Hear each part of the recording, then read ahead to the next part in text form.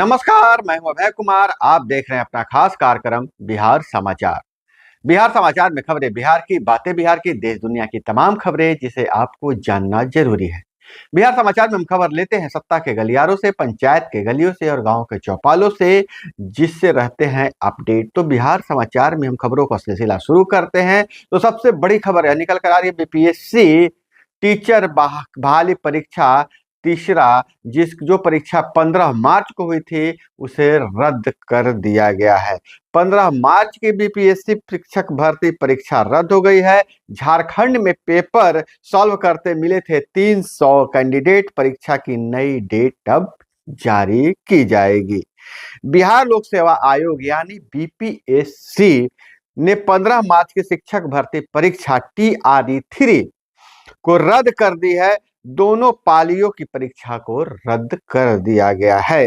वहीं इस मामले में करीब 300 कैंडिडेट को जेल भेजा गया है। यह सभी झारखंड के हजारीबाग में पेपर सॉल्व करते हुए पकड़े गए थे। इस मामले में EOU जांच कर रही है। उसकी रिपोर्ट पर बीपीएससी ने यह फैसला लिया है। जैसा कि जानकारी मिल रही है कि क्वेश्चन पेपर छपने से पहले कलकत्ता के प्रेस से यह पेपर लीक किया गया था और एक कैंडिडेट से 10 से 15 लाख रुपए वसूले गए थे।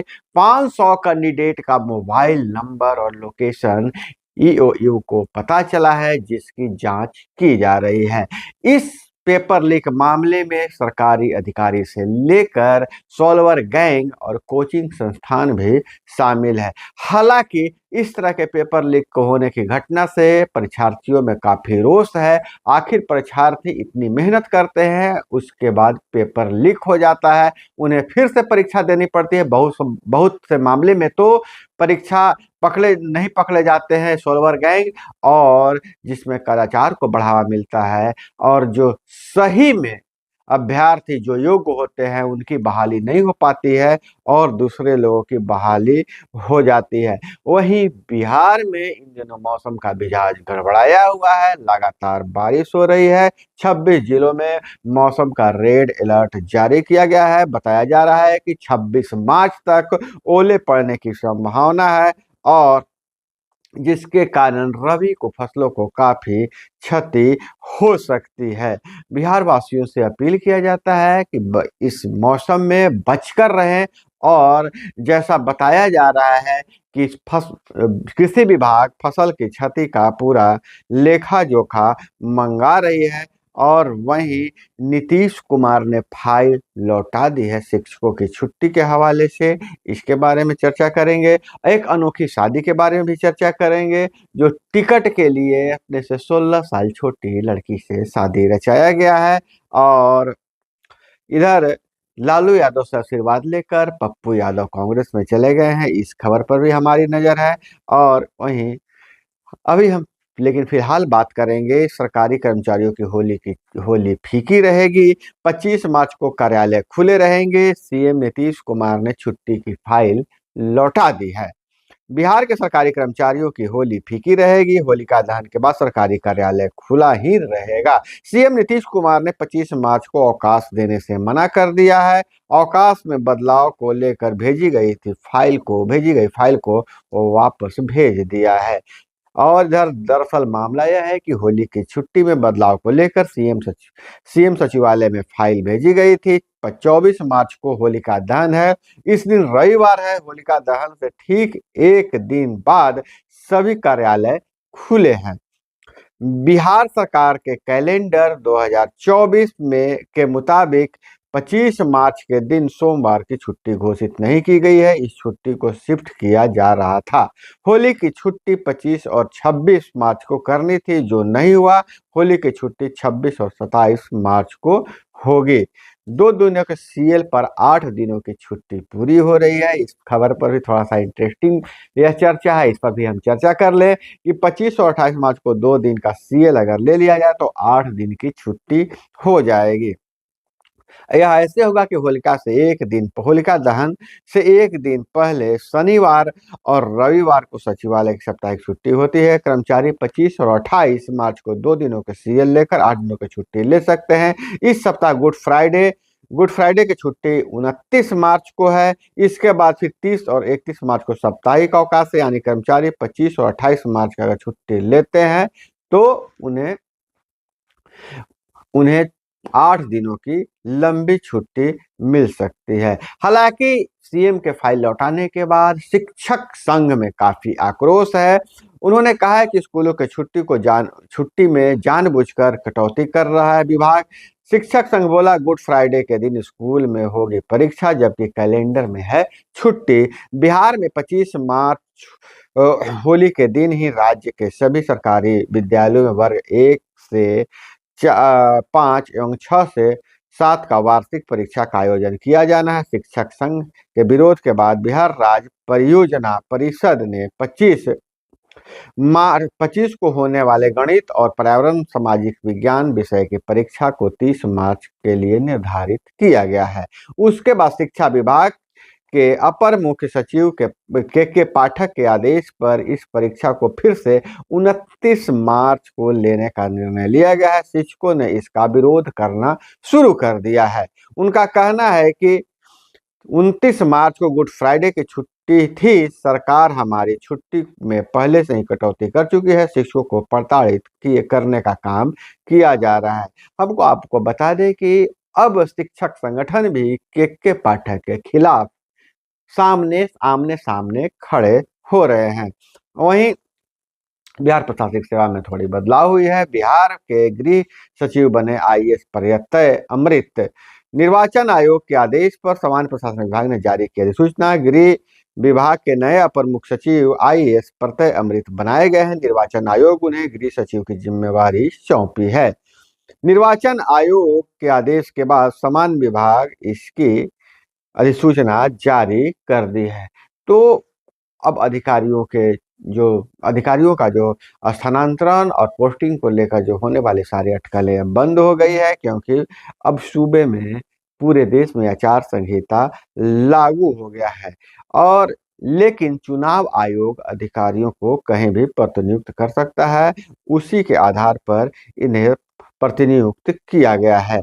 और इधर हम बात करें तो पप्पू यादव की अगर चर्चा में रहे हैं दिन भर, बुधवार को दिन भर चर्चा में रहे हैं। पप्पू यादव की पार्टी कांग्रेस में विलय कर चुकी है। अब उनकी कोई जाप पार्टी नहीं रही। पूर्णिया से कांग्रेस के टिकट पर लोकसभा का चुनाव लड़ सकते हैं और इससे एक दिन पहले लालू और राबड़ी से उन्होंने मुलाकात की थी। लोग जैसा कह रहे हैं कि उनका आशीर्वाद लिया था। जन अधिकार पार्टी जाप सुप्रीमो पप्पू यादव का पार्टी कांग्रेस में विलय हो गया है। दिल्ली में प्रेस कॉन्फ्रेंस में इसका ऐलान किया गया है। कांग्रेस ने इसे ऐतिहासिक विलय बताया है। पप्पू यादव कांग्रेस के टिकट पर पूर्णिया से लोकसभा चुनाव लड़ सकते हैं। उनकी पत्नी रंजीता रंजन राज्यसभा सदस्य हैं। उन्हें कांग्रेस ने राज्यसभा में भेजा था। अब जीतन राम मांझी चुनाव के समय फिर से विवादों में फंस गए हैं। हालांकि उन्होंने जिस भगवान राम को कभी काल्पनिक बताया था, अब वोट के लिए उन्हीं का जयकारा लगा रहे हैं। गया में मीडिया के सवाल पर मांझी भड़क गए। बोला, हमने कभी नहीं श्री राम का विरोध किया है। यह मामला है बुधवार को गया में पूर्व मुख्यमंत्री जीतन राम मांझी जय श्री राम का जयकारा लगाते नजर आए। मीडिया ने जब उनसे पूछा कि आप तो श्री राम का विरोध करते हैं, लेकिन आज तो आपने श्री राम भगवान के नारे लगा रहे हैं। इस पर मांझी हत्थे से उखड़ गए और कहा कि मैंने कभी भी श्री राम प्रभु राम के खिलाफ कोई भी टिप्पणी नहीं की है। वो हमारे भगवान है, हमारे पूर्वज है और हमेशा हमारे लिए पूजनीय रहेंगे। और इधर बिहार में अब टिकट के लिए शादियों का दौर भी शुरू हो चुका है। हालांकि बिहार में यह पहली घटना नहीं है, इससे पहले भी टिकट के लिए शादी हुई है। 13 साल पहले नीतीश कुमार के कहने पर बाहुबली ने शादी किया था। अब लालू के कहने पर एक बाहुबली ने शादी किया है। बिहार की राजनीति भी किसी फिल्म स्टोरी से कम नहीं है। टिकट के लिए यहाँ नेता कुछ भी कर सकते हैं। जहाँ श्री राम को काल्पनिक बताने वाले नेता जय श्री राम के नारे लगा सकते हैं, तो कोई खरमास में शादी भी कर सकते हैं। यह मामला मंगलवार के बिहार के कुख्यात अशोक महतो ने, यह जिन पर वेब सीरीज भी बनी है, और लोकसभा टिकट के लिए शादी कर ली है। अशोक पर इतने केस दर्ज हैं कि वो चुनाव नहीं लड़ सकते हैं। इसके तोड़ में उन्होंने अपने से 16 साल छोटी महिला से खरमास में ही शादी कर ली। 16 साल छोटी महिला से ही शादी कर ले। बताया जाता है कि कुछ दिन पहले उन्होंने लालू यादव से संपर्क किया था। लालू यादव ने कहा कि आप चुनाव नहीं लड़ सकते हैं, अगर आपकी पत्नी होती तो आपको टिकट मिल सकता है। फिर क्या था, अशोक महतो ने चटमंगनी पट ब्याह कर लिया और अपनी पत्नी को अब चुनाव लड़वा सकते हैं अगर टिकट मिला तो। और इधर बक्सर तक खबर आ रही है। बक्सर में किसान पुलिस में झड़प, firing, Chausa thermal power plant gate पर प्रदर्शन, पुलिस ने घर में घुसकर लाठियों से पीटा, कई किसान पुलिसकर्मी घायल हुए हैं।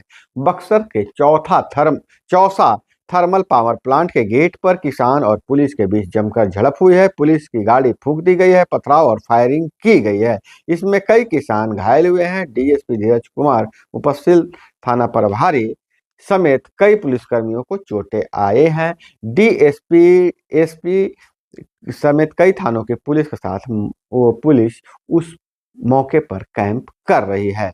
इसके बाद पुलिस बनारपुर गांव में घुसी और गांव के छत पर चढ़कर पुरुष और महिलाओं को लाठियों से पीटा है, जिसका वीडियो भी सामने आया है।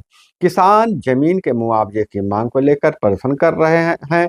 किसानों के उग्र प्रदर्शन को देखते हुए पुलिस ने हल्का बल प्रयोग किया और इसके बाद मामला गड़बड़ हो गया और किसानों ने पुलिस पर पथराव कर दिया, जिसके कारण अब किसान और पुलिस आमने सामने हो गए, जिसमें कई पुलिसकर्मी और किसान घायल हो गए। वहीं पशुपति पारसनाथ के लिए सारे रास्ते बंद हो चुके हैं। पारस जब एनडीए से अलग हुए थे, मंत्रिमंडल से इस्तीफा दिया था, हालांकि अभी एनडीए से अलग नहीं हुए हैं, तो ऐसा कयास लगाया जा रहा था कि महागठबंधन उन्हें अपना लेगा, लेकिन महागठबंधन में भी पारस के लिए नो एंट्री है। लालू के करीबी सुनील सिंह बोले, ये लोग फूका हुआ कारतूस है, दूध की मक्खी की तरह फेंक दिया गया है। रालोजपा के राष्ट्रीय अध्यक्ष पशुपति पारस का क्या होगा, यह सवाल लोकसभा चुनाव से पहले बिहार की राजनीति में चर्चा का विषय बना हुआ है। बीजेपी ने चिराग को चुन लिया है, उन्हें एनडीए में साथ रखा जाएगा। 5 सीट देने की घोषणा भी की गई है। इससे नाराज होकर पारस ने केंद्रीय मंत्री पद को छोड़ दिया है। अब पशुपति पारस के सामने महागठबंधन में जाने का रास्ता बचा हुआ था, लेकिन महागठबंधन ने भी उन्हें नकार दिया है। और इधर अगर हम बात करें तो 11वीं के छात्रों का विरोध जारी है। शिक्षा मंत्री के आदेश वापस लेने की मांग की है।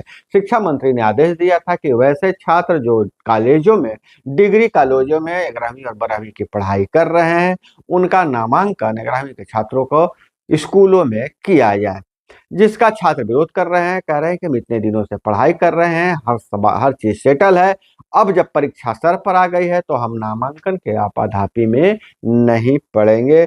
और छात्र नेता इसे तुगलकी फरमान बता रहे हैं। उन्होंने शिक्षा मंत्री सुनील कुमार से मांग की है कि इस आदेश को वापस लिया जाए। वहीं 12 जिलों में जेईई का नियमित टीकाकरण कम है, अब छूट गए बच्चों का सर्वे किया जाएगा। अपर कार्यालय निदेशक ने सिविल सर्जन को दिए निर्देश, सूची बनाने को कहा गया है। गर्मी शुरू होने से पहले बच्चों को दिला दे टीका और सभी को टीका लेना अनिवार्य है। पटना समेत जिला मुख्यालयों पर वैक्सीन उपलब्ध है और बिहार की सभी सीट पर होगी एनडीए की जीत, राजीव रंजन का बयान है। वहीं शिवानंद तिवारी ने कहा है कि अब की बार 400 पार मुंगेरी लाल के हसीन सपना बनकर रह जाएगा। और वहीं पूर्व विधान पार्षद रघुनाथ गुप्ता के निधन पर राजद ने शोक जताया है और सम्राट चौधरी ने सभी 40 सीटों पर जीतने के लिए कार्यकर्ताओं को जुट जाने का निर्देश दिया है। और वहीं दूसरे सेंटर के लिए मॉडल बनेगा इग्नू। 250 से अधिक कोर्स के लिए एक ही छत के नीचे पढ़ाई शुरू करेगा। इग्नू का मानना है कि यह शिक्षा के क्षेत्र में क्रांति लाने वाला निर्णय है। और वहीं वर्ल्ड जो पॉल्यूशन का इंडेक्स है उसमें भारत तीसरा सबसे प्रदूषित देश है। 96% आबादी दूषित सांस ले रही है। हालांकि देश में पर्यावरण से संबंधित जल जीवन हरियाली से लेकर कई कार्यक्रम चलाए जा रहे हैं, लेकिन उसका जितना असर होना चाहिए था, जो परिणाम मिलना चाहिए था, वह परिणाम नहीं मिल पा रहा है। तो दोस्तों, यह थी वो तमाम खबरें जिसे आपको जानना जरूरी था। इसी तरह से खबरों के लिए जुड़े रहिए हमारे साथ। चैनल पर नए हैं तो चैनल को सब्सक्राइब कर लीजिए। वीडियो पसंद आए तो लाइक जरूर कीजिएगा। मिलते हैं अगले वीडियो में। जय हिंद, वंदे मातरम।